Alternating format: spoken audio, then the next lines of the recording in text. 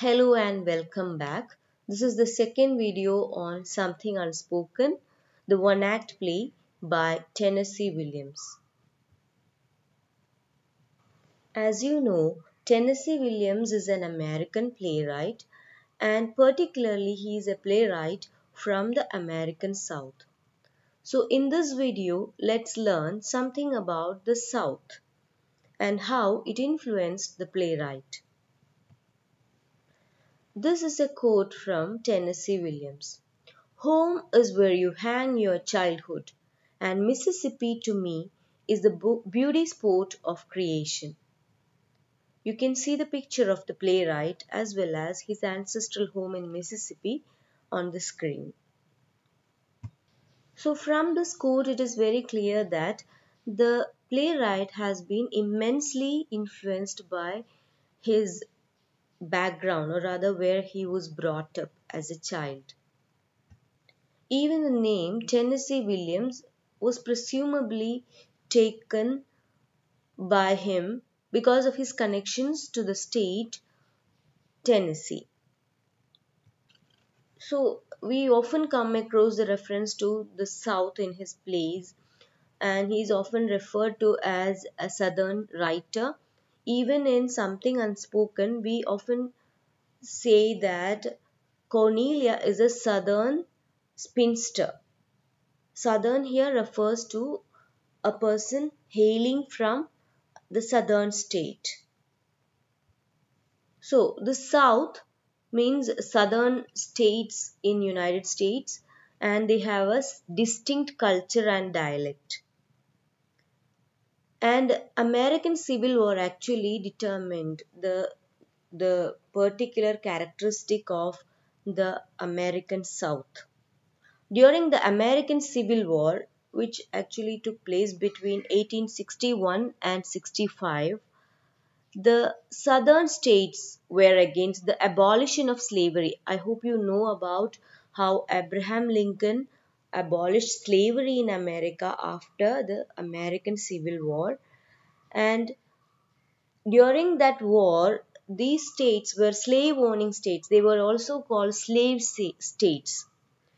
So they were supportive of slavery, and so they are considered to be racist. So another term that we come across in the play is confederacy or confederate states or confederate daughters. That is a particular term that we'll come across. We'll learn about it later, but before we move on to that, let's learn what do we mean by confederate states of America. So there were several reasons for this particular American Civil War, but one of the main reasons were the divided attitude towards slavery among these American states. So these particular states called the Confederate States of America, they are commonly referred to as Confederate States or Confederacy. They were an unrecognized breakaway state in existence from February 8, 1861 to May 9, 1865. So these particular states actually they broke away from the United States of America during the time of the Civil War because they were against the views of the United States. And there were 11 states that seceded or broke away, separated from the Union and formed the main part of CSA or Confederate States of America. These states were South Carolina, Mississippi, Florida, Alabama, Georgia, Louisiana, Texas, Virginia, Arkansas, Tennessee, and North Carolina. Now, let's move on to the plot summary of the play. Something Unspoken was published in the collection 27 Wagons Full of Cotton and Other One-Act Plays in 1966. It was premiered at the York Theatre in New York City in January 1958. The play tells the story of Cornelia Scott, a grand Southern woman whose outer extravagance belies inner insecurities. She has a complex codependent relationship with her secretary, Grace Lancaster. So, externally, Cornelia is a very strong woman, but she has some inner insecurities. And there is another character we have already seen, Grace Lancaster, and she has a kind of relationship with Grace which is complex, which is not very clear to the reader or the viewer, but there is a kind of dependence to each other there. And during the elections of the local chapter of Daughters of the Confederacy, I told you we will learn about this particular association later. Their tensions reach a tipping point. Her desire to be named president of the society club uh, called the Daughters of the Confederation make Cornelia's pretensions evident. So, externally, she wants to be a very democratic, selfless person, but internally, she has a lot of desires or selfish motives, which is revealed through the conversation between Grace and Cornelia.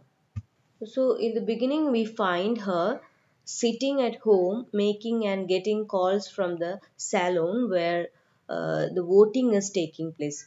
The voting is taking place in a particular house, and the women have gathered there. And Cornelia is not actually going for the meeting.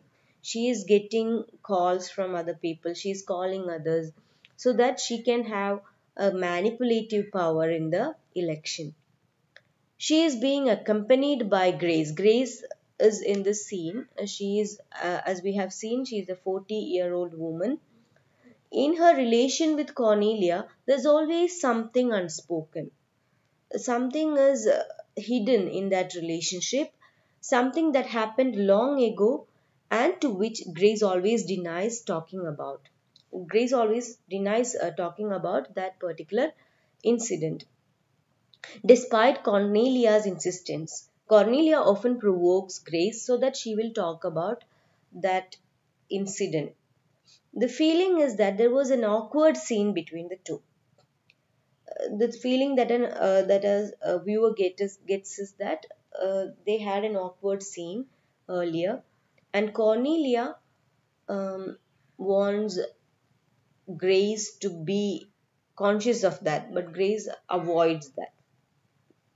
And Cornelia gets attacks of angst about how about it now and then, and since her harassed companion won't say what she felt, Cornelia wants to have an open conversation about it so that Grace will open up and they can actually resolve in a way the kind of tension that is there between them. But Grace is not willing to open up.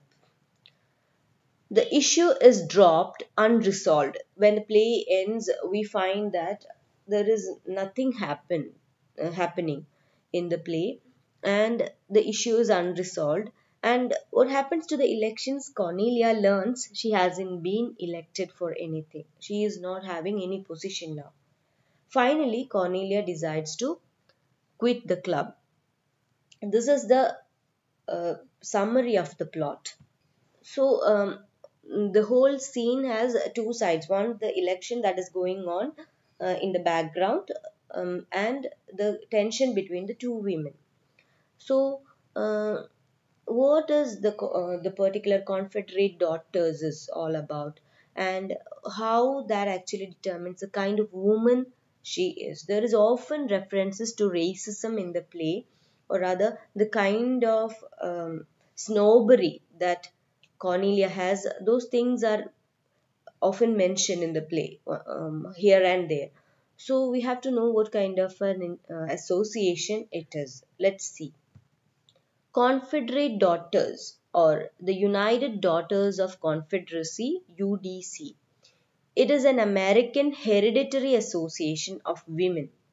Like women descendants or women who are from the families of war veterans. Those women are engaging in commemoration of Confederate Civil War soldiers.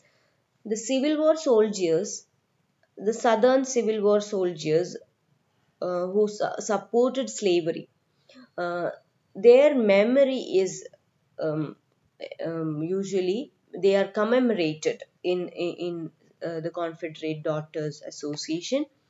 The funding of monuments to them, they fund for the monuments to these veterans, and the promotion of pseudo historical lost cause is a reference to a particular uh, sense about the civil war that is created by these people. Um, these slave owning states representatives, they believe that it was a genuine cause, or rather slavery shouldn't have been abolished, because the slaves were happy in a way being under the plantation owners. So this is the kind of image that they want to promote. They wanted to promote that the civil war was actually fought by these slave owning states with a particular strong cause, and they want to revive it in a way. And this pseudo historical lost cause ideology refers to that. And they also has a strong white supremacy. I told you about racism. So these women, or the women in the group, they believe that whites are better than blacks or other social class. This particular association was established in 1894 in Nashville, Tennessee. So there are references to this particular association in the play, which actually helps us know more about Cornelia's character. So we'll move on to the detailed summary of the play in the next video. Thank you for watching.